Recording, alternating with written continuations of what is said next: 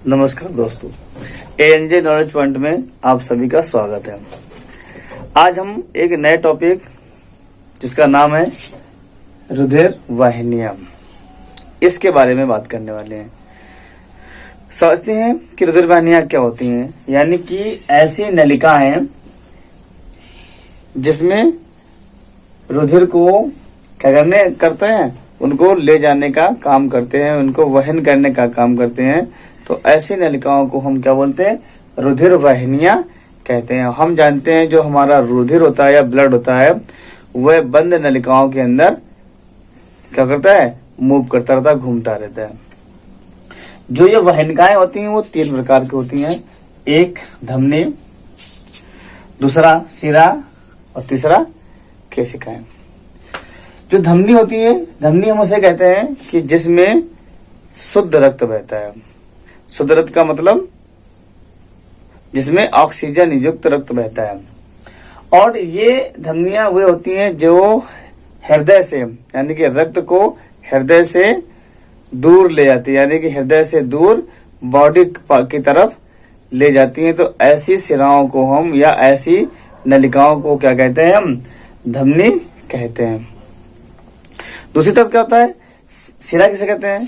शिरा ऐसी नलिकाओं को कहते हैं जिसमें अशुद्ध रक्त बहता है। अशुद्ध का मतलब होता है जिसमें कार्बन डाइऑक्साइड युक्त रक्त बहता है। तो कार्बन डाइऑक्साइड युक्त रक्त को हम अशुद्ध रक्त के नाम से जानते हैं। तो शिराओं में मुख्यतः क्या होता है, अशुद्ध रक्त बहता है।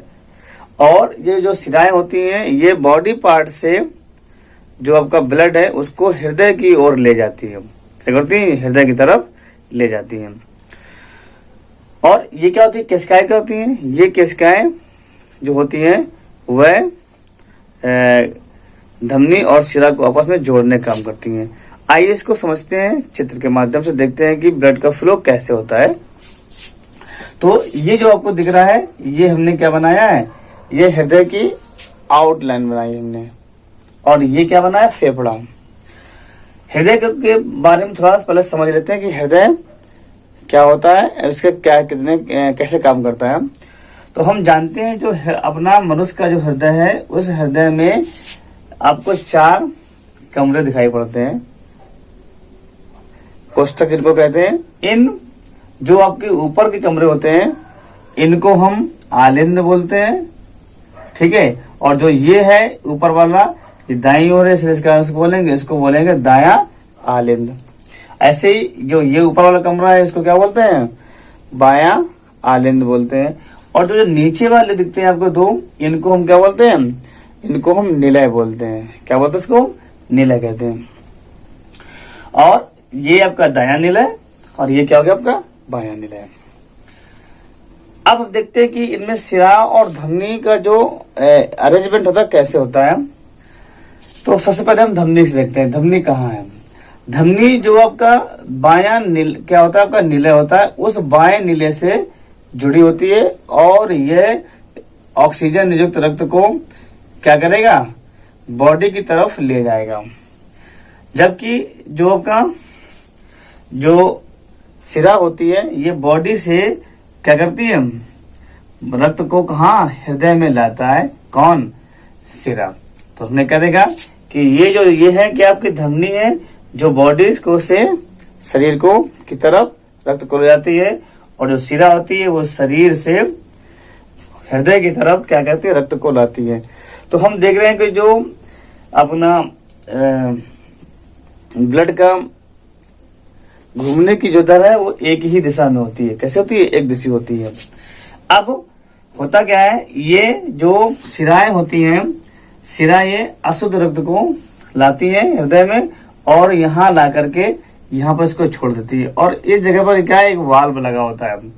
ये वाल्व ये शिरा यहाँ से लाएगी और रक्त को यहाँ छोड़ देगी।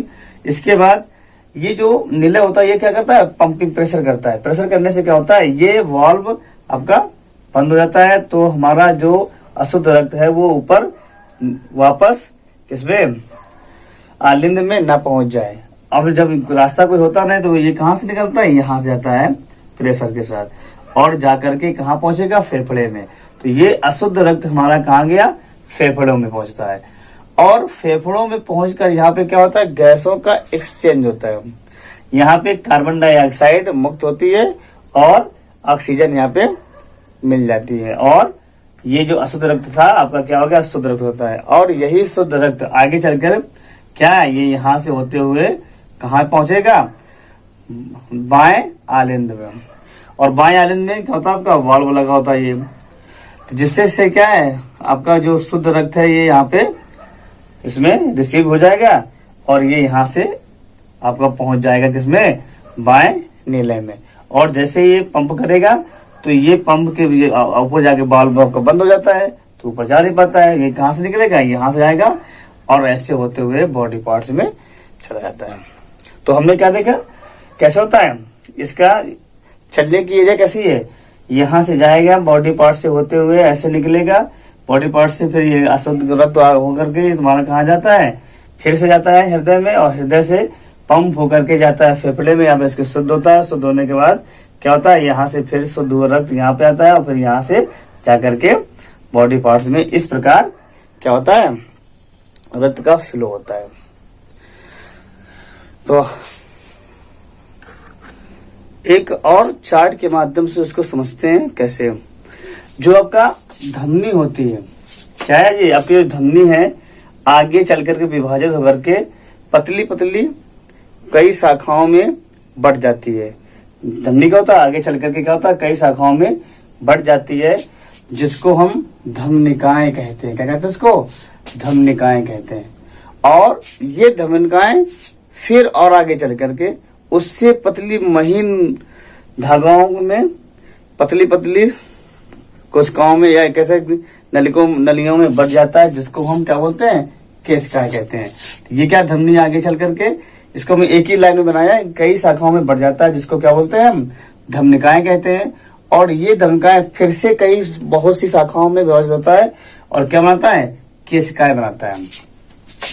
और फिर ये केशिकाएं क्या होता है, यहीं पर आपको केशिकाएं जहां होती है, यहीं पर क्या होता है, कार्बन डाइऑक्साइड, ये ऑक्सीजन युक्त इसमें आता है। और ये कहाँ, ये होता है ये होता है आपका अंगों में होता है, और ये कहाँ, ये होता है आपका अंगों में, ये होता है आपका ऊतकों में क्रिया होती है, और ये होता है आपका कोशिकाओं में। इन कोशिकाओं में क्या होता है, ऑक्सीजन ले लेती हैं और बदले में कार्बन डाइऑक्साइड केशिकाओं को, कोशिकाएं जो होती हैं देती हैं। और यही फिर यहाँ से क्या होता है, कार्बन डाइऑक्साइड युक्त ब्लड मिल जाता है। और ये सारी केशिकाएं आपस में जुड़ करके क्या होता है, उससे कुछ मोटी नलिका बनाती हैं, जिनको हम सिरिकाएं बोलते हैं। क्या बोलते हैं, सिरिकाएं। यहाँ पे क्या बनेगा, सिरिकाएं बनती हैं, और ये सिरिकाएं फिर आगे चल करके एक मोटी सिरा में जाकर के बदल जाता है, और ये सिरा फेफड़े किसमें, हृदय में जाकर चल जाती है। तो इस प्रकार हमने क्या देखा, धमनी कई शाखाओं में बढ़ जाती है, बढ़ने के बाद धमनिकाएं बन जाती है, और धमनिकाएं फिर से क्या होती है, पतली पतली शाखाओं में बढ़ करके केशिकाओं का निर्माण करते हैं। और ये केशिकाएं फिर से जुड़ करके सिरकाएं बनाती हैं, और सिरकाएं आपस में जुड़ करके क्या बनाती है, सिरा का निर्माण करती हैं। ठीक है। एक चीज हमने आपको अभी नहीं बताया कि इसमें जो ये है, इसको क्या बोलेंगे हम, इसको हम, ये हृदय कहाँ जा रहा है, ये हृदय से पंप करके क्या जा रहा है, बॉडी पार्ट की तरफ जा रहा है। तो हमने क्या देखा था कि ऐसी नलिकाएं जो हृदय का क्या करती हैं, हृदय से ब्लड को बाहर की तरफ ले जाती हैं, उनको क्या बोलते हैं हम, उनको हम धमनी बोलते हैं। तो ये आपकी क्या है, आपकी धमनी है। इसका नाम क्या है, फुफ्फुस धमनी।